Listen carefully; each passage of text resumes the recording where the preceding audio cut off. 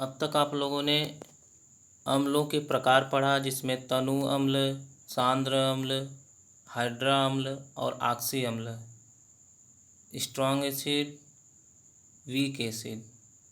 कहने का तात्पर्य आपने प्रबल अम्ल, दुर्बल अम्ल सभी प्रकार आपने पढ़ लिया। अब जब आप ये सब पढ़ चुके हैं तो अब आपको अम्लों के सामान्य गुण पढ़ना है। देखिए, अम्ल के सामान्य गुण क्या होते हैं।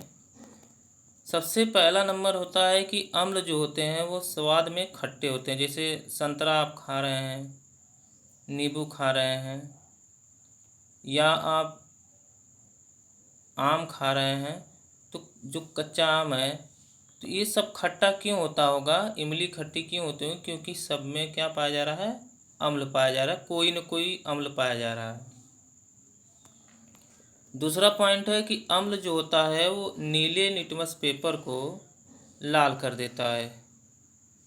और तीसरा पॉइंट है अम्ल के सामान्य गुण में, अम्ल को तनुकरण करने, जब हम उसमें जल मिलाते हैं या कोई उसको जो है कंसंट्रेशन को, उसको सांद्र को हम तनु में बदलते हैं, तब उसमें से ऊष्मा निकलती है।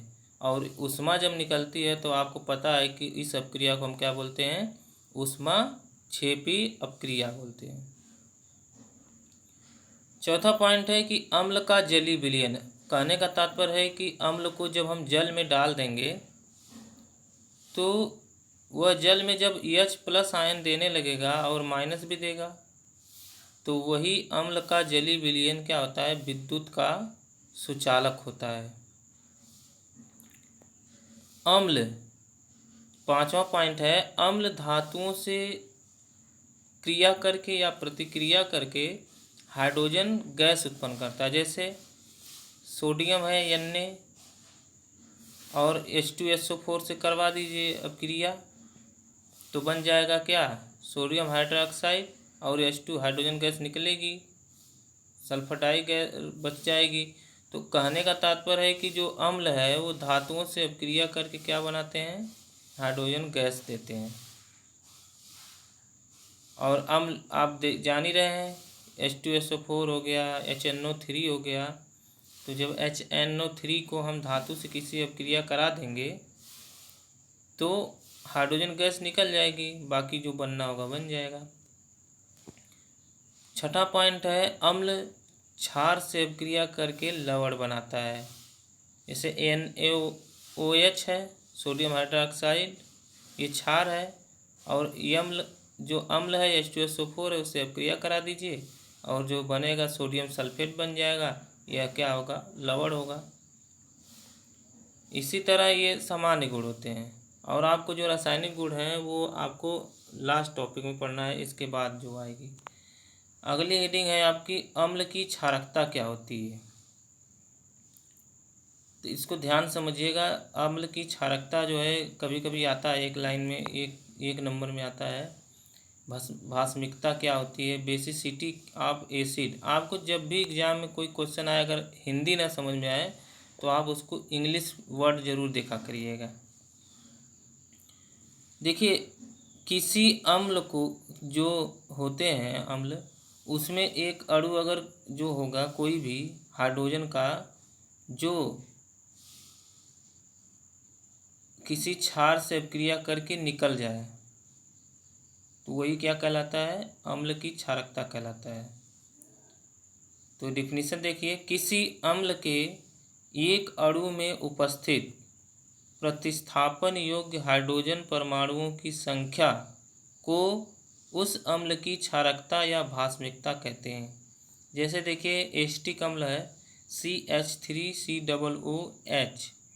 इसमें हाइड्रोजन जो होता है एक निकल सकता है।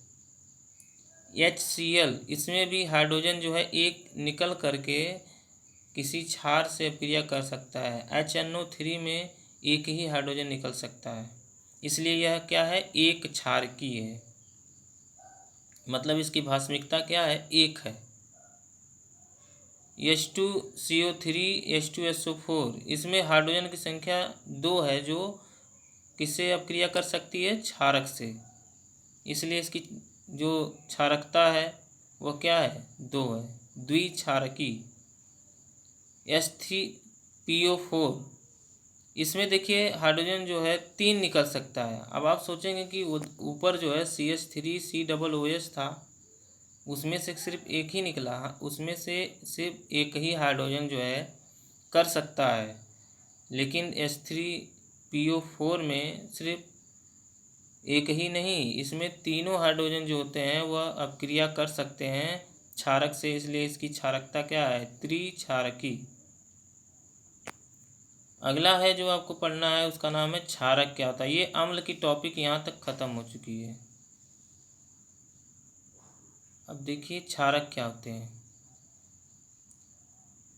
जो क्षारक होते हैं इन्हें ही हम भस्म के नाम से भी जानते हैं। कभी भी एग्जाम में आए कि भस्म किसे कहते हैं, क्षारक किसे कहते हैं, या बेस किसे किसे कहते हैं, तो आप यही लिख सकते हैं, ऐसे रासायनिक पदार्थ जिनका स्वाद कड़वा होता है क्षारक कहलाते हैं। ठीक उल्टा रहेगा किसका, अम्ल का। तो ऐसे रासायनिक पदार्थ जिनका स्वाद क्या होता है, कड़वा होता है। करेला आप खाते होंगे, कभी साबुन मुंह में डाल लीजिए तो आपको झाग उसकी समझ में आ जाएगा कि कड़वा है कि नहीं। जो है डिटर्जेंट है, ये सब क्या है, क्षारक होते हैं। देखिए कोई भी होगा जो स्वाद में कड़वा होगा, आप उसको मान लीजिए कि वो क्या है, क्षारक है। सभी क्षारक जो होते हैं लाल लिटमस पेपर को नीला कर देते हैं। यह अम्लीय पदार्थों को, जो अम्लीय होगा, जो अम्ल होगा, जो अपक्रिया करेगा तो उसको OH- आयन, हाइड्रोक्सिल आयन देते हैं। इनका pH मान जो होगा वो 7 से अधिक होगा, अम्ल का था 7 से कम। देखिए क्षारक के प्रकार क्या होते हैं।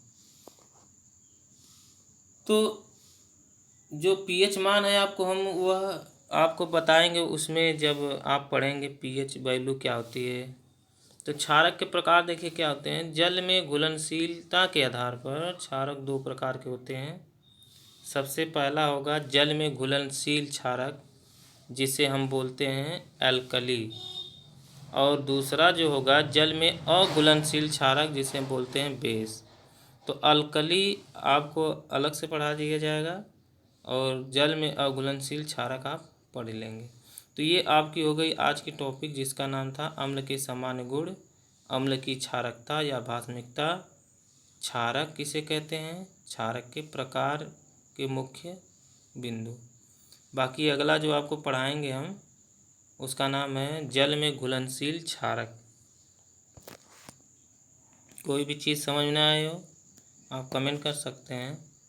बाकी चीज़ें आपको अगर देखना रहता है वीडियो, तो आप चैनल सब्सक्राइब कर लेंगे। जब भी आपका मन करे आप इस चैनल पर आके देख सकते हैं, रिवाइज कर सकते हैं।